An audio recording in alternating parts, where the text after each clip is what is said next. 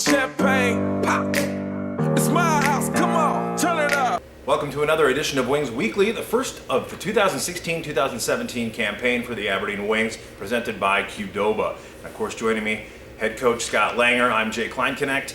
And coach, obviously very early on in the season here, a couple of exhibition games that we're going to get to and talk about. But camp overall, something that we'll discuss a little too is about how things have been going. But before we get to that, how have you and Anthony kind of settled in, to routines and schedules and Aberdeen as a whole? What are your impressions so far? Yeah, no, it's been good.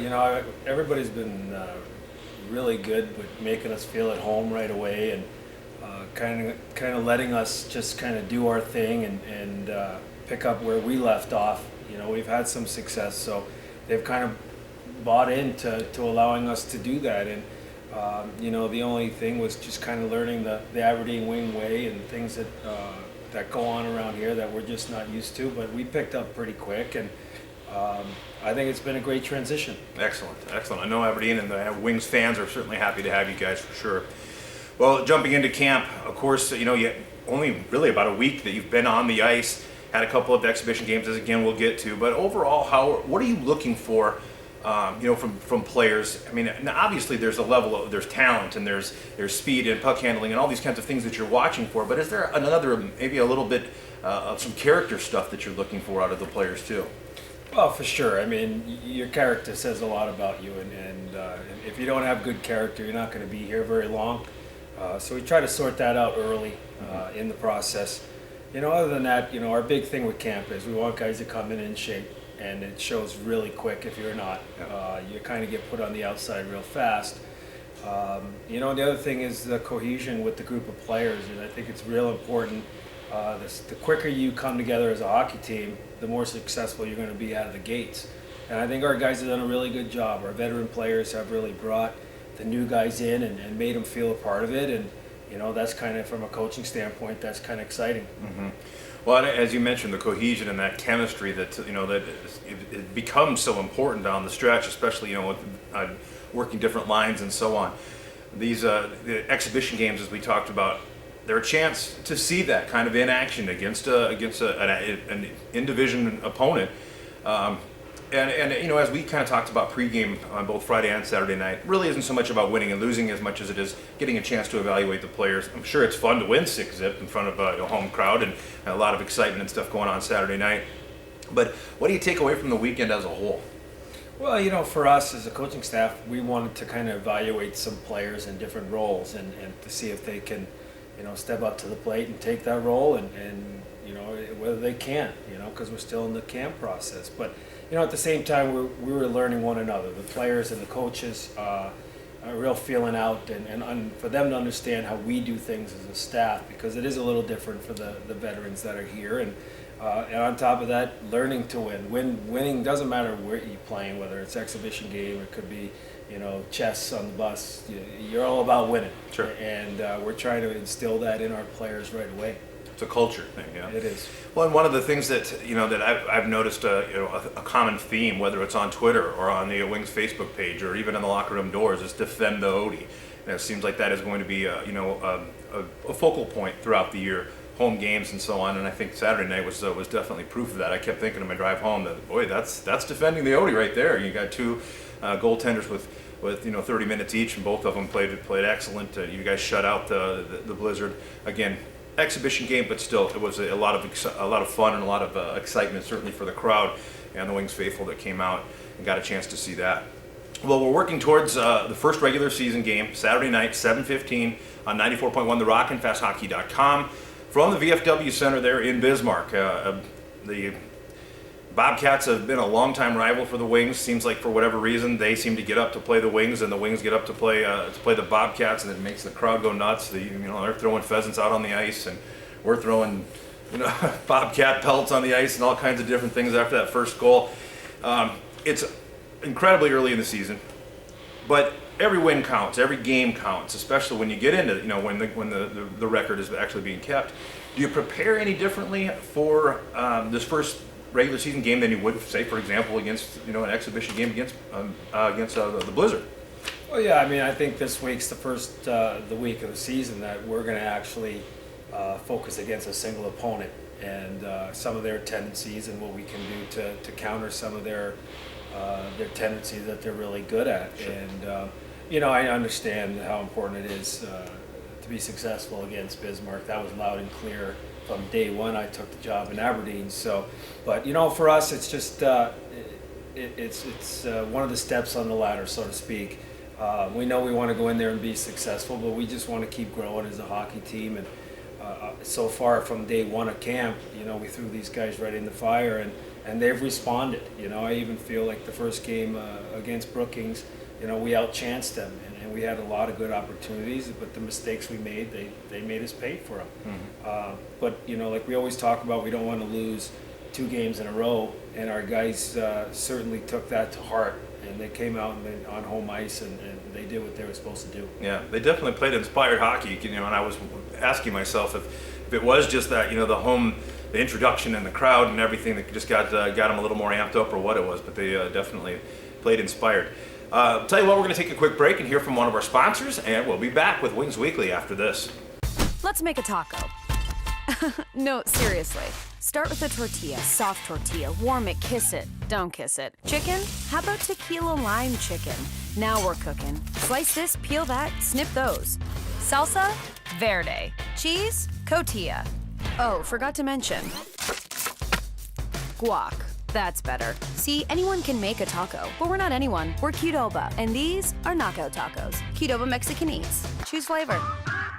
Welcome back as Wings Weekly continues. Jay Kleinknecht along with head coach Scott Langer. Coach, we were just kind of discussing that first game up against the Bismarck Bobcats in the VFW Center in Bismarck. First regular season game, very early for both teams. But as you said, that it's these matchups with Bismarck certainly are emotional, and each one of them counts. So as you said, it'll be interesting for you to go through the week, being able to plan for a specific opponent and being able to prepare a little bit for that as well. So looking forward to that. Now remember, folks, you can watch it on fasthockey.com, and if you're unable to watch it maybe out in a vehicle or whatever, you can always tune in to 94.1 The Rock and hubcityradio.com as well. So that's where some of the places you can catch the game. 7:15 puck drop from the VFW Center. Well, after, we're jumping ahead a little bit, but after Bismarck, go right into Blaine. And the showcase is a huge event for junior hockey in North America, and there's a lot going on, a lot of different components that I kind of want to talk about. But what are your impressions of the showcase as a whole? Because there are so many positives. It's an opportunity for scouts to come see all these guys in one location, and it really seems to draw a lot of attention, and can certainly help these young men in their future careers and so on. What do you think is special, I guess, about the showcase? Well, I mean, certainly the exposure these guys get. I mean, it's the biggest tournament in North America when it comes to having so many eyes on you. The biggest thing is, though, the approach to the whole thing. And, a lot of guys think they're just going to jump out there and it's going to be about them. And I've seen over my career that, teams that don't play as a team, they don't get much attention. Yeah. And also having some success at that tournament brings more attention. So, I think it's going to be real important for us to really play as a group, and that will bring the attention that these guys want. But it's a great venue for our players to get the exposure they need, and it's a good testing ground. You're playing teams outside of your division, which make those points even more valuable. Mm-hmm. Definitely. Well, and it's something that I was going to bring up that too. I guess that you do face teams that you aren't going to see in the regular season. Teams like Corpus Christi and the Cooley Region Chill, for example. We've kind of touched on preparing for one opponent with Bismarck. But now you've got 4 games, 4 different teams that you aren't going to see a lot of. So how much time and how much energy do you put preparing for them individually, or do you go in and just kind of focus on yourself? Well, that's a good question. Our philosophy is we do focus on our game and playing it well. Mm-hmm. And we feel that when we play our game well, we have a shot at winning. Right. But, Coach and I will spend quite a bit of time, for ourselves at least, preparing against each single matchup, knowing their specialty teams, knowing how they operate on the forecheck. Just simple pre-scout stuff. But, we take a lot of pride in being prepared as a staff, and that tends to be a real exhausting week of hockey for everybody that's involved. Yeah, physically, mentally, emotionally, everything. What are some of the biggest challenges? I mean, as a team, you're traveling, the hotel stays, the whole nine. You've got meals at different places and everything, and it's kind of difficult as a player, I would think, anyway, to kind of stay sharp. Maybe maybe that's not the best way to put it, but there's some unique challenges to a tournament like this too, aren't there? It is, and the biggest thing is distractions. Yeah. And I tend to think they're good distractions because a lot of time, your family's there. Mm-hmm. You want to spend time with your family, and I'm very much into the fact that if they have a chance to spend some time with their family during the season, it's great because they're away for so long, Right. and hitting the ice and being nervous about whether I'm going to get my exposure, that creates anxiety, which creates poor play. Mm-hmm. And I just want these guys to go out there and play hard for one another, the guy next to them, and I think good stuff comes of that type of play. Okay.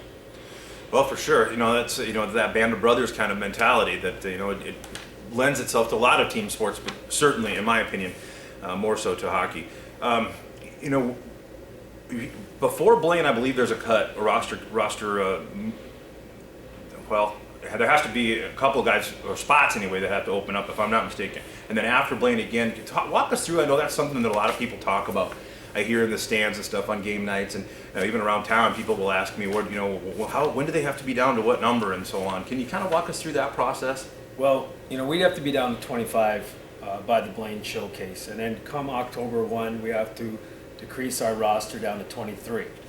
Right now we're sitting at 26, so we're kind of seeing how that plays out in the next week to get ourselves down to the 25 playing roster that we're allowed to have. But some of the guys have made it tough on us, Yeah. Making tough decisions. So we're going to have to really evaluate here in the next week and try to pick the best 25 possible heading into Blaine. That is a task that I don't envy you, that's for sure. If down the line, say you get it down to 23 and a player gets hurt and season-ending injury, can you bring somebody back?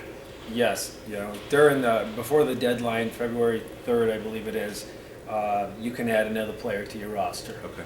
You also have the ability to use affiliate players. They get to play up to 10 games during the course of the season. They don't have to be on your roster, so we will take advantage of that as well. Sure. Okay, well, that's really, I wanted to talk about the challenges and so on that, that Blaine represents, but also what the showcase, what all the positives, I guess, that can come of it too. So certainly something I'm looking forward to, and I think I know hockey fans and hockey players all across the country look forward to that each year. Kind of really signals the kickoff or the jump start of the hockey season. And I know in the past we've had pretty good traveling fans too that make their way all the way over there. So folks, remember, if you want to, the Schwann Super Rink is where it's at, Wednesday, Thursday, Friday, and Saturday. So come on out and check it out if you want. Otherwise, again, on fasthockey.com and on 94.1 The Rock. That's pretty much going to wrap it up for this week's Wings Weekly with Scott Langer and Jay Klein Connect.